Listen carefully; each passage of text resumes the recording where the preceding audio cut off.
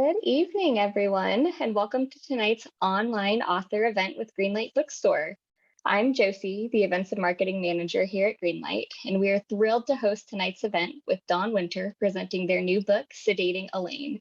They'll be talking tonight with Grant Ginder, so you're in for an excellent time. Before we start, I just want to say a huge thanks to Dawn, Grant, and the team at Knopf for making this happen, and to all of you for showing up. We're so grateful for your support and for the chance to make space and conversation and connection. Just a couple of housekeeping things before we get started. First, in our Zoom webinar tonight, you can see and hear the speakers, but they can't see or hear you. They can see that you're here though, and there are a couple of different ways you can interact with the authors and with each other throughout tonight's event. The first is the chat, which you can find by clicking on the icon that looks like one speech balloon. You're welcome to post your comments and thoughts in the chat. It's a great way to show your appreciation for the author and to interact with fellow attendees.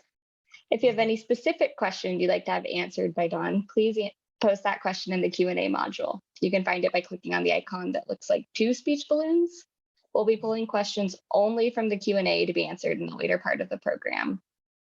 And importantly, tonight's featured book, Sedating Elaine, is available for sale from Greenlight Bookstore. You can shop in person from 10 a.m. to 8 p.m. at both our Fulton Street and Flatbush Avenue stores, where you can purchase Dawn's book and Grant's book and many others on site.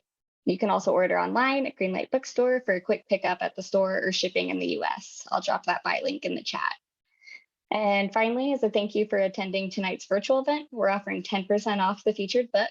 You can enter the coupon code Greenlight Events 10 in the coupon discount section at checkout for 10% off. Dawn stopped by our store to sign copies of the book, so you can get a signed book by request while supplies last. Make sure to indicate your signed copy request in the order comments at checkout, or look for signed copies when you visit the store. Now on to the good stuff. Our interviewer tonight is Grant Ginder. Grant is the author of the novels Let's Not Do That Again, Honestly, We Meant Well, The People We Hate at the Wedding, Driver's Education, and This Is How It Starts. Originally from Southern California, he studied at the University of Pennsylvania and received his MFA from NYU, where he currently teaches writing. He lives in Brooklyn with his husband, Mac, and their disastrous dog, Frankie, which hopefully you can't hear tonight. He will be speaking tonight with our featured author, Dawn Winter. Dawn lives in Essex, north of London, and studied English literature at the University of Roehampton. She has held a variety of jobs in prisons, hospices, kitchens, and factories. Dawn's first novel, Sedating Elaine, is an exuberant dark comedy about love, grief, sex, guilt, and one woman's harebrained scheme to tranquilize her voraciously amorous girlfriend for a few days so that she might pay off her drug dealer, make soup, and finally get some peace and quiet. Dawn is going to start us off with a reading from the book, and then she'll be talking with Grant and with all of you. So please take it away, Dawn. Okay, hi everyone. So I'm going to be reading from chapter 2. And I suppose I would say this is Elaine moves in, is probably the easiest way to describe this. So life had a habit of getting out of control whenever Frances made a decision, and she usually had no idea how it happened.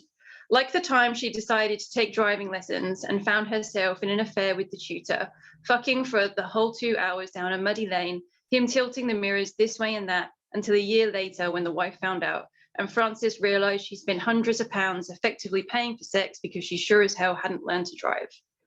And like when she decided to take evening meditation classes and accidentally burnt the hall down when she flicked a cigarette and it went sailing unnoticed in through the open window. She always found herself standing and staring at what was unfolding before her, watching the disaster, the fallout, the flames, knowing it was her fault, but unsure quite how or why. And so it was now, with Elaine moving in. It had somehow gotten out of control, and all she could do was watch. She had, with unfounded optimism, presumed Elaine would be like a rent-paying pot plant taking up a corner. She recalled the command in the classroom during colouring in, do not go outside of the lines. She assumed Elaine would instinctively obey this and stay within the boundaries preset by Frances, keep herself neat and tucked away. It would still be Frances's home, Frances's flat. Elaine would exist in designated areas, a drawer here, a shelf there. That was it. Surprise turned quickly to despondency. She'd had no idea that Elaine had so much stuff, nor that stuff would appear en masse the very next evening, nor that rapidly the day after that more boxes would arrive, only to be enthusiastically emptied, many items, often ghastly, held aloft as if not seen for decades. What could she do but watch as these were then carried around and placed on shelves, critically observed, moved, rearranged, Elaine tapping her forefinger on her chin, scrutinizing. What could she do but flop on the sofa, eating cutie clementines and drinking lager, a dumb audience to the performance, which continued into the afternoon. Occasionally, Elaine would say, "What do you think about this painting, here or here?" And in response, she shrugged or gave a bemused thumbs up. She had tried being diplomatic about it. "We probably both need to get rid of some things to make some space. It won't all fit." But it had been met with shock and confusion. "What? Why? There's plenty of room." "I don't think there is, Elaine. Look." And Frances had pointed demonstrably at a bookshelf, collapsed at one end through weight, now propped up by novels rather than supporting them. Elaine ignored her. She had quite astonishing levels of optimism. "You just have to think creatively," she had said, balancing a piggy bank atop a chopping board atop the cookbooks in the kitchenette. "This is both of ours now," she said, and Frances wondered if she meant the pig or the flat. She meant the flat. Frances watched the relocation of her toaster to make way for the anvil of a KitchenAid and realised she did not have a lodger but a common law partner, and as such her possessions were being shoved aside, budged over to squeeze in and accommodate Elaine's bizarre assortment of clothes, cuddly toys, books, tools, beauty products and collections. She had never noticed before that Elaine was this jumble of a person. During dating, people keep themselves so tucked away, presenting only snapshots of themselves, their true wonders and weirdnesses kept under wraps. It's only after moving in together that these rise to the surface and we can see what we're really dealing with. That Elaine could potentially wear a Panama hat, a Disney princess costume, and vibrating love eggs all in one go both amused and disturbed Frances. She had little childhood toys in one box and sex toys in another, which was also a little odd. The Furby, called Edwin, had taken up residence on a shelf in the bedroom between Anna Karenina and Kitchen Confidential. Frances's most prized and precious shells, once lovingly lined up in ascending size order on the kitchen windowsill, now were piled up higgledy-piggledy to make way for a floral cake stand. The box of horrors remained on the floor by the wall, concealed by shadow, slightly open in an increasingly menacing manner. Frances began to feel hemmed in, as if every item unpacked and rehomed was a brick in the walls of Elaine, being constructed and cemented around her into a vast, inescapable maze. And there had been an unsettling moment as she watched Elaine unpack her clothes. She had been standing behind her next to the bed. There was just something in the way Elaine hung them, lovingly, smoothing them, like she thought they might purr, that made Frances want to snatch one of those cashmere cardigans by both arms and wrap it around Elaine's neck and choke her. She imagined pulling it tighter. She heard the dry sound of the fibers straining. She hated those fucking cardigans, and saw Elaine's feet dancing about on their heels until reduced to tiny flinching spasms. And Elaine did. Thank you so much. I'm so glad that you read that section. I remember when I first read it, I like started sweating. I moved in with my husband into his apartment, and I remember that I instantly, and I had like so much stuff. And at the time we were living in a studio, and I remember moving in and just watching his eyes like bulge out of his head as I was moving box after box after box. And like, I started rearranging everything. And so I read that and I was like, oh my God, he must have wanted to strangle me with a cardigan as this was happening. It's such a like a wonderful rendering of the anxiety that happens when you take a relationship to that next level and the person moved in. And in this case, it's someone who Frances doesn't even like that much at the time, which is so wonderful. So I typically hate starting with this question because it feels like such a cliche question, but this book has like such a diabolical, amazing premise to it. How did it come about for you? Well, it really was a total fluke because one of my friends was going through a breakup.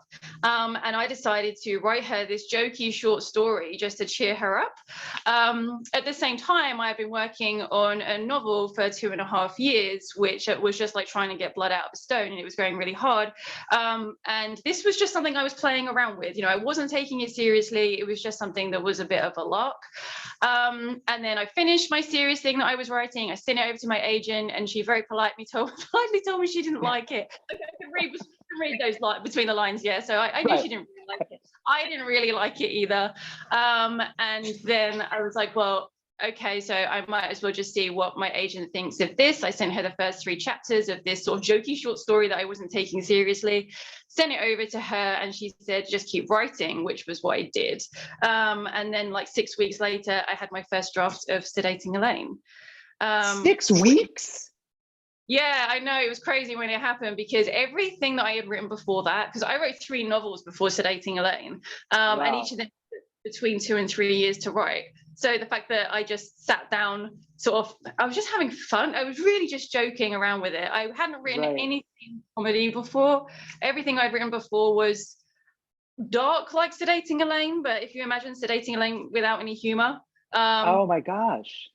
Yeah, I know, that's what everyone says. Oh my gosh. It's because this book is laughed out loud funny. I mean, from the premise to the things that happen to Frances, to the things that happen to Elaine, to the secondary characters within the book, to Elaine's family, to the drug dealer, to the drug dealer's goons. I mean, these characters are so alive and so vibrant and so funny that it's astonishing that this was your first crack at humor. Yeah, but even the weirder thing is that I didn't know that it was comedy then. I didn't know what genre it was at all, because I had no agenda when I was writing it. So it literally was just me daydreaming, just from a kind of what if scenario, and then off I go and write, and I'm just having fun. So when I sent it over to my agent that first time, I didn't even really know what it was. It was only when she came back to me and she said, this dark comedy. And I was like, oh, okay, it's a dark comedy. I didn't realize it was funny, because I was writing it. There wasn't really anything that was making me laugh out loud, because anyone who really knows me says that they can really hear my voice when they read Sedating Elaine, because I think it's just the first thing I wrote that was really authentically me. I had spent so many years feeling like I have to write seriously to be taken seriously. So I had actually always edited the zany out of everything that I had written before. I can see now that was probably where I was really going wrong. I can see now that this has been one big long, and by long I mean like 12-year lesson in just being yourself. Yeah. Yeah, it was like the previous 3 books. I look back now and I was like, wow, I was so desperate not to seem weird that I did my level best to remove what they're now calling like madcap and zany and stuff out of it. Right. I basically reached a point where I had almost given up, because 3 novels being rejected, rejection's like, it's horrible. And I was like, I don't know if I can take that anymore. So when I sent this over, it was really from a place of like, oh, okay, well, why not? We'll just wait and see what happens. I don't have anything to lose. And now like, I'm but it's I don't want to. I think that comedy in novels is so underrated, in the sense that everyone thinks that like to be like a serious novelist, you have to write like serious, very profound, very heavy things. When comedy is in fact really, really difficult to get right. And what's so impressive to me about what happens in Sedating Elaine with your humor is that there are also really profound issues that you're dealing with here, particularly with loss and grief. I mean, Frances is grieving very intensely, and grieving a loss. And so I wonder if you could talk a little bit about how you used humor, because I think the best humorists do that, right? They use humor to address these incredibly profound, often very difficult issues. I wonder if you could talk a little bit about how you use humor in this book to address that. Well, like I said, firstly, like, because it was accidental, that this is just my voice, and it's just the way I think, like that just sort of happened quite naturally. Also, everything that I had written before, and just the places that my head goes to, it goes to the darker side of stuff. So writing about grief, loss, pain, all of the heavy nastiness that is just being human was what I was already doing. And then all I found was that humor is what makes it palatable. It is the bridge to allow people to access it. And for, I don't know, I kind of feel like you can meet the reader on the page in that place. If they're able to laugh and they then feel comfortable and they're enjoying the book, then you can be there kind of holding their hand when it gets to the really nasty stuff. And then, you know, that's where empathy can be present in a book.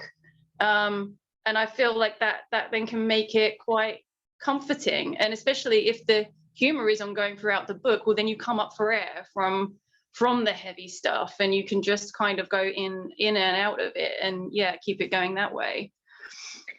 Well, I know for me, when I'm writing, you know, I read all sorts of things, and but when I'm reading a novel that is like entirely humorless, there's part of me that's also like, well, that's also just not how life is, right? Life is sort of this monstrous combination of the tragic and the funny, and it's, you know, why we end up laughing in church during funerals. I mean, there's, you know, these things coexist, and so when we read stuff that is just humorless or just also so heavy and so profound, it's like, well, I don't know, I that kind of stuff doesn't resonate with me, whereas this stuff, like Sedating Elaine, your novel, really does. I want to go back to the premise for a second, though. I mean, first of all, have you ever sedated anyone? I never sedated a girlfriend. Very few boyfriends. I've never sedated. But how, like, so was like, that? Right about what you know, but I swear that wasn't me, right? Okay. It is a work of fiction. Okay. I mean, I would look. You know, this is a safe space. Like, I won't be calling the police, but I was just interested where it came up with when you recorded. Yeah, I know. Right. It is. Oh my God, that's right. It's going to be on YouTube. I'm sorry. This is evidence. But when you wrote this short story for your friend, which is such a kind thing to do for someone who's grieving, was the sedating element part of it? Oh, well, when I wrote the first draft, it actually wasn't called Sedating Elaine. It was called How to End Elaine. And it was darker to begin with. I've lightened it since then. Okay. So it was called How to End Elaine. And the initial sort of premise was, oh, imagine if someone broke your heart so badly that you had to choose whether to kill them or kill yourself. Oh my gosh. That was sort of the initial idea. And then my agent kind of said, oh, it might be a bit too dark to have someone trying to decide that. And I was like, really? I don't know. Like, I get the idea that my kind of gauge, what's too dark, is quite off. So it's kind of just forever reining me back in. Like, no. Like, I don't know if you hear this like a lot, but I'm forever now hearing. Oh yeah. Can you make that funnier? Can you just make that bit funnier? Like it's that easy. Yeah, I know. Okay, so originally it was How to End Elaine. Yeah. That was okay, and so we lightened it up a little bit, you know, but that's why we have agents and editors, right? That's why we have pull that back a little bit. Just pull that back a little bit. Yeah. But that's funny. Originally, you said that you had we talked a little bit before, and you said you wrote 6 different endings to this novel. Well, I wrote loads of the book was rewritten loads of times. Yeah, there was 6 different endings. There was one where I pushed Elaine out of a window at the end. Okay, so we really did end Elaine in that one. Yeah, it did. There was one where I had Adrian and Francis get back together. I don't know. I just kind of feel like endings are this place where you can really play around and have a lot of fun. And I mean, but that's writing in general, isn't it? This is a place of, it's almost, well, for me, it's kind of like a childish space. You know, I remember being really young and daydreaming to the extent that like teachers in my school asked my parents if I was hard of hearing because I wasn't responding when they were calling my name, and I was just daydreaming. And yeah, I feel like writing is just an incredible ability to daydream and then write at the same time, and then you end up with a book at the end of it. So yeah, it's kind of a place of a play, I suppose. And like there is this whole thing of when I was taking everything really seriously with my previous novels, they weren't going anywhere because everything was so serious. You know, writing was serious and getting rejections was serious, and the whole thing, the whole sort of desperation of wanting to get this thing done and achieve something or whatever was really weighing me down. And when I threw all of that aside and I was writing something just for a friend, and it was just really lighthearted, and I was just being playful, and I was able to kill Elaine if I wanted to, and I was able to just have like mad crazy fun with it, it just became it became alive, and it became something that I really enjoyed, and has completely changed the way that I write now. Like in every respect, Wow. it's I write. And it's amazing. It's amazing to hear you say that, because you sense the play in this book, and you sense the feeling that you were enjoying yourself as you were writing it, which those are my favorite novels to read, right? The ones where you're like, oh, I can tell that the author is just having just a really good time as they're writing this. It's not anguish, right? It is they're involved and invested and just and to your end playing. Is writing different endings something that you often do with your work? I always do. I'm kind of amazed really that there are writers who can plan a whole book, because I find that so restricting. I think if you know what your ending's going to be, doesn't that make you feel really like I don't know, it doesn't give you any room to maneuver with your plot, surely. So I never really know the ending when I start anyway. In fact, I could say I don't ever know the ending when I start. I usually have a very loose kind of like one sentence premise in my head, and then off I go and I start writing. Just let it unfold, become, and it's just it's nothing but hunches. I write something, is my hunch that is right? Yes, then it stays in. Is my hunch that that's wrong? Then no, it goes. By the way, my hunches are often wrong. But again, that's why we have editors, right? That's why we have editors. Funny to me that in one of these endings, you ended up killing Elaine, because for all of Elaine, I mean, Elaine is like such a big character and such a big personality, and comes from her parents, or particularly her mother is not the easiest person in the world. But she ends up being really crucial to Frances's own growth as a person, and as an instrument to help her work through her own grief. I was reading some of the fabulous reviews that you've received so far, and there was someone, I can't remember whose book list or book page, that said that where Elaine may be sedated, there's an awakening that happens in Frances. I wonder if you could talk a little bit about that decision. I think the easiest choice would just to make Elaine this total buffoon, the entire novel, this kind of sex-crazed buffoon who invades Frances's life. But the more complicated choice is the one that you made, and more interesting choice is the one you made. I'm wondering if you could talk a little bit about that. I don't know. I mean, I don't know. It's really difficult to explain. Like I said, so much of it is just done on hunches. It's just on what feels right. I really love Elaine, and I really wanted the reader to love Elaine as well, because I wanted it to be a bit conflicting. You want to root for Frances, right? But then you don't hate Elaine at the same time. So like the bit where Elaine's mum is in the flat and she's trying to get to the bedroom, and you know that Elaine's in there and she is sedated and she's in the bed, you're still rooting for Frances that she can keep Jennifer away from the room. But actually, the best thing for Elaine would be for her mother to come in and rescue her. But you're still rooting for Frances. I just think that's fun. Well, yeah, and it's how you do that there. I mean, without giving anything away, really. I mean, how you do that, in my eyes, is you kind of play with class there a little bit, right? Can you talk a little bit about Jennifer's character here? Jennifer is sort of like someone that you love to hate, I think. She's the kind of person that the only way that they are palatable is to sort of laugh at them, because she's really rude, she's really condescending. She has a very clingy relationship with her daughter, which is kind of quite uncomfortable to witness.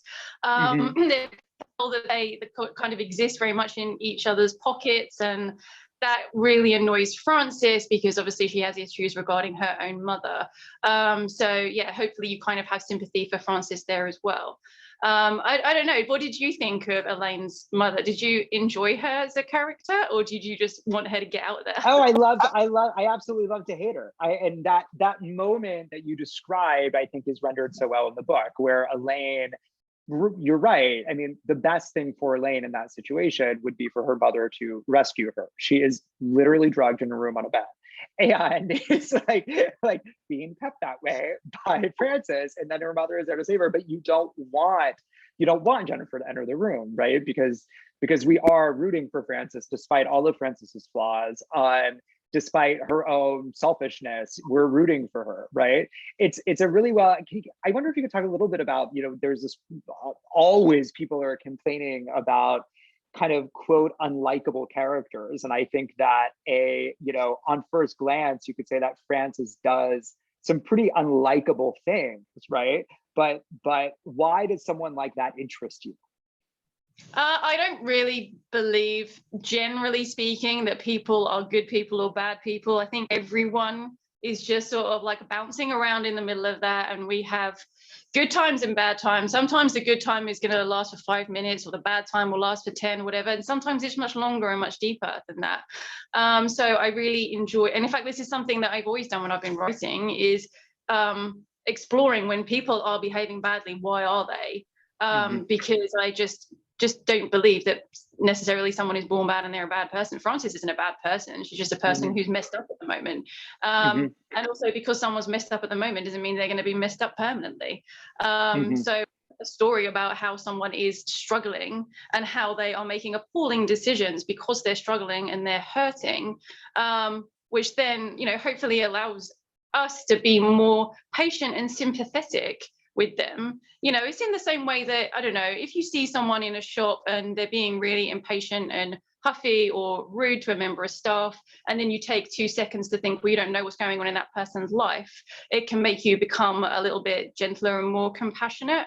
So I think that's what I really enjoy exploring with characters and with people in general. Yeah, that just kind of fascinates. Yeah, and they make so much more interesting characters, right? Characters that are entirely noble. They're characters that are just entirely despicable. It's like novels that are just entirely heavy and have zero humor in them whatsoever. It's like, well, this is not how life is. This is how people are. In addition to like your incredible character development in this novel, you do such a great job with place and setting, which when I was reading an early copy of this book, I was just like underlining and underlining and underlining. And one thing that I found that I kept underlining was your descriptions of restaurants. Frances works in a restaurant, and it's so well done. In fact, it's so well done, in fact, that I kind of want to, if it's okay with you, I want to read just, it's kind of a long paragraph, but I'll read fast because I think it's such a wonderful rendering of a restaurant that I want people to hear it, and then I want to hear you talk about working restaurants and all the odd jobs that you've had and how that plays into your fiction. So I believe this is the first time that we see Gabe's house, which is the restaurant, right? The description of it. And Dawn writes, "It was the kind of old Italian restaurant that seemed to have been there for 100 years, and it showed. Both food and servers were stylish and authentic with a quirky, rugged edge, so the place was popular enough to stay afloat but could never afford to redecorate or modernize. It struggled against the tide of chain restaurants nudging ever closer, as all small family-owned places did these days. It was a strain they tried to hide upstairs in an ambiance of relaxed yet fun hospitality. Customers greeted with smiles and charm, informed about specials and recommended wine, given equal portions of banter and professionalism.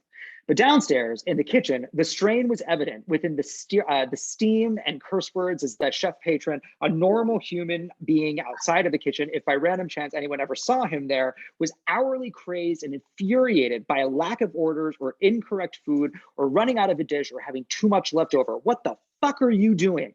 Was regularly bellowed across the counter during an unexpected rush. Where the fuck are all the people? Was cried when no tickets came in. The poor man was despairing.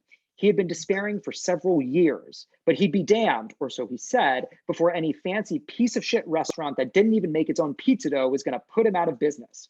Mopping brow with tea towel, hand on hips, he'd announce this to the chefs as they prepped again in the dead hours and yelled it at them during a sudden rush.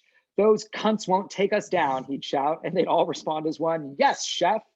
Thus, the chefs and the restaurant as a whole maintained a weary but strong integrity as the underdogs of the battle, where their reputation and unique food were their only weapons, and it should have been enough for a clear win if the fight had been fair. But they were outnumbered and outmaneuvered, and the enemy had them surrounded. All they were ever really doing was holding them at bay. Still, it kept the kitchen team loyal and strong, despite the unpredictable hours, because no one had the heart to leave, and because they were all proud to work at Gabe's house, including Francis. It's so good. It actually reminds me of this Italian place that I go to in Chelsea that is perfectly mediocre. Like it will never astonish you, and nor will it ever disappoint you. And it is holding strong. And once in a while, once every 7 years, they'll try to redecorate, but it just doesn't quite work. But it's so well rendered. It's clear that you've worked in restaurants with that rendering. And you said you've worked some other odd jobs as well, right? Yeah, so I heard someone recently say that I understand that Dawn's worked a lot of interesting jobs, and I thought, interesting, that's a fun choice of words. I'll call it something else. But I've worked in kitchens. I've done pot wash like Francis did. I've worked in prisons and in factories. And, at the time, it didn't feel like anything other than this is paying the bills so that I can write. Yeah, so that I have the time and the freedom to write. But it's only now that I can see that is my material, and actually how full those environments are of fascinating characters. And I mean, I think that everything and everyone everywhere is full of material. But yeah, especially when you get these kind of close quarters places like factory floors and kitchens, where they're kind of pressure cooker environments. Everyone's there usually completely run ragged, there for very, very long shifts, very, very tired. But people usually are pulling together as a team at the same time. And it creates this strange kind of camaraderie, of we're going to get through this together. We will survive the next 12 hours, that kind of thing. Yeah. I look back on those jobs now, and I just think, wow, they were quite incredible in a way. The people that I met there and some of the experiences that I had there, they were really remarkable. And I feel it all the time now, how they're kind of bleeding into my into what I write and into the stories that I create in my head. It was really unexpected to me, actually, because at the time I found them really awful. Right. I mean, it's so difficult to see it in the moment, isn't it? That something can be used for material. I think I told you when we were speaking before about when I worked in this factory, and it was a sandwich factory, and it was literally standing on the spot for 12 hours straight, putting one slice of cheese on a slice of bread as it flew past you at 1,000 miles an hour, doing that for 12 hours straight whilst wearing Wellington boots in overalls in a refrigerator environment that was freezing cold. And I kind of look back on that now and I think, oh, that's hilarious. But at the time, it was horrible. Right. Well, I mean, that's something. Yeah, this doesn't feel like what I want my life to be like, because I want to be a writer, but I'm just down here freezing my ass off for 12 hours a day. Right, putting cheese on. Yeah, I mean that sounds like the sort of experience that you need a little bit of distance from before you realize that it's good material. I absolutely hope that you're right about that. I know, it's like I've got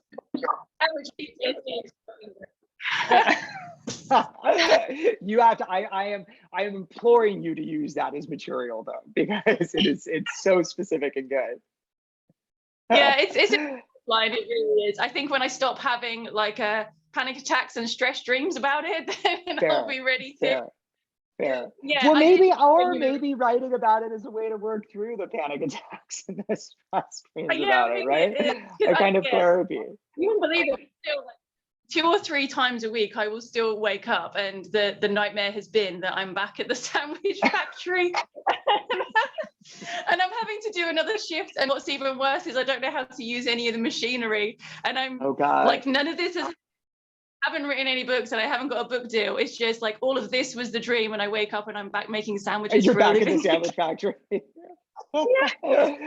So my last question for you before we open it up to questions from people who have joined us, and please put your questions into the Q&A and I can read them for Dawn, is I really want you to talk about the cover, because if people aren't familiar with the cover, it's this incredible yellow with a banana on it that says Sedating Elaine, a novel by Dawn Winter. And I was telling Dawn earlier that this is, April has been this avalanche of new novels coming out, and of all of them, this is my favorite cover, including my novel that came out. Like, I like Dawn's cover. I love my cover. I like Dawn's cover so much more. I think it's so good.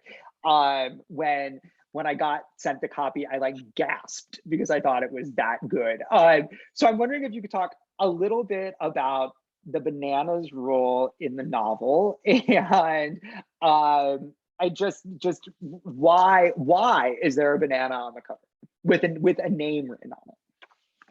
Okay, so well, that is there because when Frances first meets, well, it's not when she first meets her, but when she meets Adrian, who she falls madly in love with, Adrian writes her name and phone number on a banana and she gives it to Frances, and that's how they meet. So that's why that is there. But the funniest side of this is that my mum used to write my name on fruit and packets of crisps and stuff before I took it to school so that no one would steal my food. So I just really like that my name is now on a banana forever. Thanks, Mum. Yeah.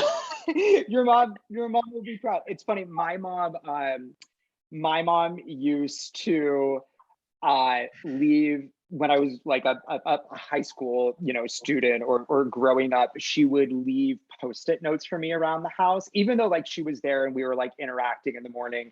She was convinced that I wouldn't remember to do anything, and so everywhere there were just like little Post-it notes around the house, like in the mirror, like in the bathroom, right? It would be like, remember, pick up milk. Like, it would just all of these things that she wanted me to remember. And so I feel like Post-it notes are like my bananas, that they'll like haunt me until the day I die.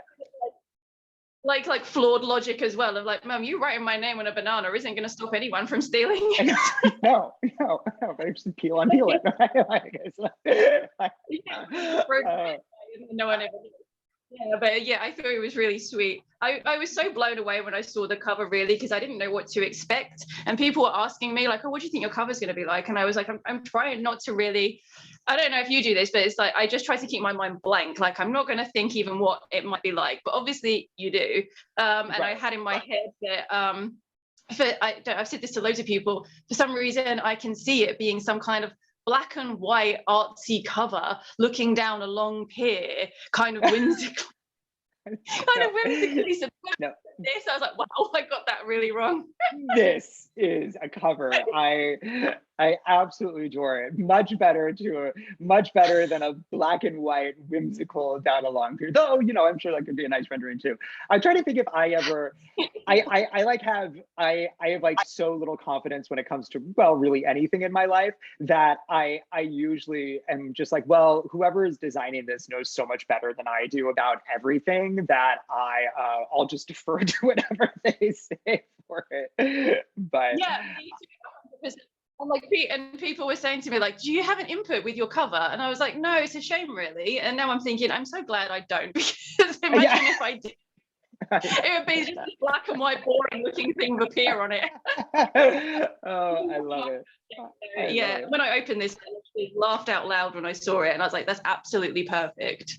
That's it was so well, I mean, as I said earlier, the novel is so wonderful because we can get a sense of your joy and playfulness and sensibility as you're writing it, and I think that the cover, they did a fantastic job at capturing that. It's a wonderful novel. You should be very proud. Everyone on here should read it. It's wonderful. So with that said, are there questions from anyone who's joined us today for Dawn? I will read them out as best I can if they come up in the Q&A. It's always like tumbleweed moment, right? Yeah, I know, right? Yeah, we could talk about this, how strange it is to have this silent moment where there are no questions. I was telling Dawn earlier that I did an event last week that my mother-in-law was at, and I told her she had to come prepared with 3 questions so she could break the ice with one. When I was doing my event last night, I was wondering if my mum was going to send in a question, but if it would be something like, Dawn, did you pack your toothbrush? You know, or something. Are you eating properly in New York? Well, the good news is if you didn't, there are plenty of places to go buy toothbrushes in New York. And so That would have been so sweet. yeah. Yeah, it's really weird when it goes quiet though, because it's like, is there anybody there? Well, particularly on these Zoom ones, right? You can't like look out and see anyone. Anyone at home with questions? I can keep going, but honestly, like you do that because it goes really strange, doesn't it? It's like oh, I was trying to convince myself that this would feel easier if I pretended it was just me and you, and now apparently it actually is.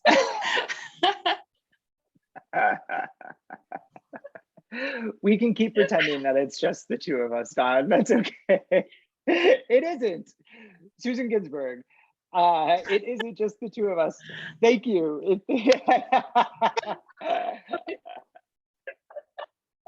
Oh. That's my lovely, amazing agent. Where would I be without her? Thank you, Susan. Thank you, Thanks. Susan. So it's you. We're loving every minute of you being here, Susan. Oh, absolutely. That's it's one of my highlights so far being here is meeting my agent and my editor like in the flesh, because she has been like my long-suffering agent for so many years. You know, and there were times where I was like, God, I was just stunned that she still wanted to keep putting up with me, really, because I felt like I was just hard work and it was never going to work out. I also know that feeling well. You mentioned that right before we started on the call with everyone else when we were chatting before, you mentioned that you're hard at work on another novel. Can are you comfortable talking about that a little bit, or at least giving us the premise or sort of the tone of the novel? Are you returning to humor, or give us a little teaser? Yeah, so the rough idea for the next one, like I said, like it usually begins with a kind of like, oh, imagine if, or oh, what if? So the premise for the next one is, oh, what if there was a woman who was a porn addict and addicted to stalking people and bringing them home and secretly filming herself have sex with them, and then she fell in love with one of them and they fell in love with her. Would she tell the person what she's been doing, or wouldn't she? Would she keep on doing it? That kind of thing. So that was like the premise for the next book. So it's another woman behaving. Right.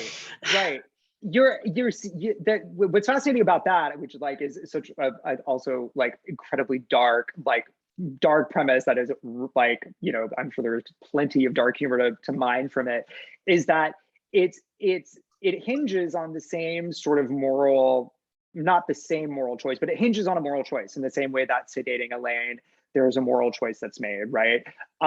Which is really fascinating to me. Were your previous novels the ones that before Sedating Elaine that you were working on, did they also deal with the same sort of moral complications?